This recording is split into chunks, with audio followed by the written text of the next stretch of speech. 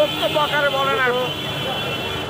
বাংলাদেশ বেসরকারি প্রাথমিক শিক্ষক সমিতি গত 3 ফেব্রুয়ারি মাননীয় প্রধান উপদেষ্টা কার্যালয় থেকে এই বেসরকারি প্রাথমিক বিদ্যালয়গুলো জাতীয়করণের জন্য একটি চিঠি হয়।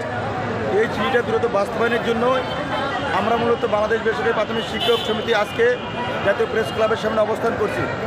আমাদের উদ্দেশ্য বা আমাদের লক্ষ্য যে যত দ্রুত সময়ের মধ্যে মাননীয় প্রধান উপদেষ্টা আমাদের এই বিদ্যালয়গুলোর জাতীয়করণের চিঠি যে অগ্রগতি মাননীয় প্রধান উপদেষ্টার কার্যালয়ে প্রেরণ করবে, ততক্ষণ পর্যন্ত আমরা এই জায়গায় অবস্থান করব। আমাদের যে মাননীয় উপদেষ্টার কার্যালয়ে যখন আমাদের এই কোর্টটা যাবে, ঠিক সেই মুহূর্তে আমরা এই অবস্থান কর্মসূচি প্রত্যাহার করব। আর যতক্ষণ পর্যন্ত না পাঠাবে ততক্ষণ পর্যন্ত আমরা এই জাতীয় প্রেস ক্লাব ছাড়বো না। আপনারা ইতিমধ্যে জেনেছেন, আমরা গত মঙ্গলবারে আমরা মাননীয় উপদেষ্টা মাননীয় সচিব স্যারের সাথে আমরা সাক্ষাৎ করেছি, 4 সদস্যের একটি প্রতিনিধি। সেখানে সচিব স্যার আমাদেরকে আশ্বস্ত করেছেন যে আপনাদের চিঠিটা আমরা পেয়েছি, আমাদের একটু সময় দিন, আমরা যত দ্রুত সময়ের মধ্যে আপনাদের এই রিপোর্টটা মাননীয় প্রধান উপদেষ্টার কার্যালয়ে প্রেরণ করব। তো যার কারণে আমরা মঙ্গলবারে যাওয়ার পরে মঙ্গল, বুধ, বৃহস্পতিবার স্যারকে 2 দিন সময় দিয়েছি। আজকে রবিবার, আজকেও কথা হয়েছে। আমি মনে করি যে এই সপ্তাহে যে কোনো মুহূর্তে আমাদের রিপোর্টটা যাবে। কিন্তু রিপোর্টটা যাওয়ার পূর্বে আমাদের বাংলাদেশ বেসরকারি প্রাথমিক শিক্ষক সমিতির যে নেতৃবৃন্দ আছে, অন্তত 1 জন বা 2 জন প্রতিনিধিকে নিয়ে যেন স্যার আমাদের এই বিদ্যালয়গুলোর কী রিপোর্ট সারসংক্ষেপ প্রেরণ করেন, সেটা যেন আমরা দেখতে পারি।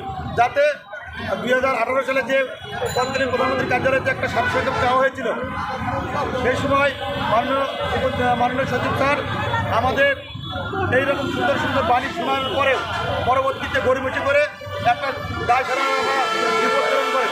সেই রিপোর্টের কারণে আজও আমরা জাতীয়করণ পাইনি। তো এরকম রিপোর্ট যেন আর কোনো সচিব আমাদের বিপক্ষে না প্রেরণ করতে পারে, এই জন্য আমরা অবস্থান কর্মসূচি ঘোষণা করেছি। আর আমি বিশ্বাস করি যে বর্তমান সচিব একটি শিক্ষাবন্ধক সচিব, তার সাথে আমরা একাধিকবার কথা বলেছি। তার কথা এটি মনে হয় যে উনি প্রাথমিক শিক্ষাকে অনেক দূর এগিয়ে নিয়ে যাবেন। সেই লক্ষ্যে তিনি বলেছেন যে আপনাদের বিদ্যালয়গুলো চলমান রাখেন, আগামীতে আপনাদের জন্য কী করতে পারি আপনারা সচক্ষে সেটা দেখবেন। যেটা বিগত কোনো সচিব এরকম আশ্বস্ত বা এরকম কথা বলেনি। তাই আমরা এই স্যারের প্রতি আশ্বস্ত রেখে যে দ্রুত সময়ের মধ্যে মাননীয় প্রধান উপদেষ্টার বরাবরে আমাদের বিদ্যালয়গুলোর সারসংক্ষেপ প্রেরণ করেন। এই জন্য মূলত আমাদের আজকের এই অবস্থার কর্মসূচি। আজকে শিক্ষকদের যে দীর্ঘদিনের কাঙ্ক্ষিত স্বপ্ন, সেটা যেন গড়িমসি করে না, সবাই কাউকে ফোন না করে সেটা দ্রুত প্রেরণ করেন। তারা আজকে সাধারণ শিক্ষকদের একটি আভাস পেলাম যে কোনো নেতার মুখের কথা না, আমরা চাই যে স্বয়ং সচিব স্যারের প্রতিনিধি অথবা মন্ত্রণালয়ের কোনো ব্যক্তিবর্গ এসে যারা শিক্ষা নিয়ে কাজ করেন, এমন ব্যক্তি এসে যেন আমাদেরকে চিঠির বিষয়ে অগ্রগতি জানায়। কোনো নেতা তুলে এসে বলে এটাও আমরা মানব না। তো আমরা তো সাধারণ শিক্ষকের বাইরে নই, বিধায় আমরা চাই যে স্যারের যে ইতিমধ্যে আমরা যে কথাবার্তা বলেছি, সেটাতে যে আশ্বস্ত হয়েছি, আমরা বিশ্বাস করি স্যার দ্রুত সময়ের মধ্যে আমাদের এই বিদ্যালয়ের সারসংক্ষেপ মাননীয় প্রধান উপদেষ্টার কার্যালয়ে প্রেরণ করবে বলে আমি বিশ্বাস করি। যদি এর মধ্যে যদি না হয়, তাহলে আগামী মঙ্গলবার, যেটা আগামীকাল সোমবার, যেরকম হলে সোমবারের সিদ্ধান্ত আসতে পারে, না হলে মঙ্গলবারে আমাদের হয়তোবা পরবর্তী যে কর্মসূচি সেটা ঘোষণা করা হবে।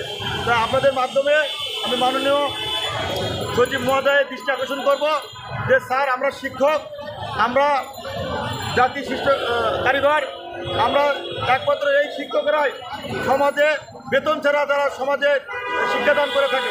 তাই এই শিক্ষকদের অভিজ্ঞ রেখে কোনো রাষ্ট্র উন্নয়ন হতে পারে না। আপনি যত দ্রুত সম্ভব আমাদের পাঠদানে ফিরে দিবেন, এটা আমি বিশ্বাস করি। পাশাপাশি আপনারা যারা এখনও বাড়িতে আছেন, দয়া করে এই জাতীয় প্রেস ক্লাবে আসবেন।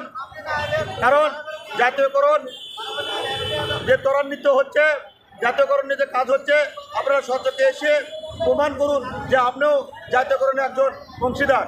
তাই সকলের মাধ্যমে আবারও উদ্যোক্তা আহ্বান দেবো, সকল শিক্ষক বাড়িতে না বসে থেকে এই জাতীয় প্রেস ক্লাবে আসার জন্য সকলকে উদ্যোক্তা আহ্বান করলাম। এই বলে আমি আমার কথা এখানে শেষ করলাম। আল্লাহ হাফেজ।